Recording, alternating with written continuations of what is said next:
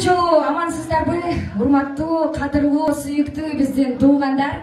Эң биринчиден эле ошо рахматымды айткым келип турат. Биздин чакыруубузду четке какпай, ошентип келип, тоюбузга катышып, жардам берчиңер, жардам берип, буну биз эч качан, эч убакта унутпайбыз. Анан бүгүнкү күндүн күнөөкөрлөрү болгон мынакей Максат абам жана Дилбара жеңем, силерге кааларым баягы эле узун өмүр, чынден соолук, бакыт жашоо, качмас кайрат, бакытты алай калайм. Анан баягы ат берсе ала берсин, томолок баш бала берсин, эшикке берсе теке берсин, эшик ачып мекке берсин. Пайгамбарым назарын берсин, каалаганым баарын. Кайгы силерге кабылбасын, каймаңар бузулбасын, казынаңар чачылбасын, кайнаган казаңар токтобосун, башкалар силерге окшобосун. Жеңе 10 бала төрөй турган, ойсоңдо күлбөй турган, бейтаныш эркектердин бетинен өппөй турган, тарлап какшатпаган, аялдык асыл затты ар дайым мактай турган, жеңе келин болуңуз кайын журтту мактай турган.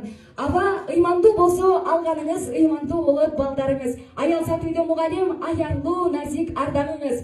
Каадалган кадек сыяктуу кадырла, сыйла ар дайым, кабырганы түздейм деп кабанак кылып албагын. Ачык кыл күндө асманын, азык кыл үйгө тапканың, алтынды бирге олтуруп, Аллахты сүйүп мактагын. Мама, папа, келиниңиз сырдаш болсун, кейинсиңиз муңдаш болсун. Алсырап турганыңызда алыңызды сурап койсун. Айттырбай баарын билген, ата, апа деп күлүп койгон. Кайныңызды тең бөлүшүп, кучактап сүйүп койгон. Кеңпи уулуңуздан ката кетсе, кейкейбей сүйүп койгон. Жылытып колуңузду, чыртыңызды тыйып койгон. Экөөңүздөрдүн эңсеңиздерди экөөсү тең билген жаштардан болсун. Максат аба, жеңе, бүгүн силердин күнүңөр, бул күндү баардыгыбыз абдан күткөнбүз. Күткөн күн келди.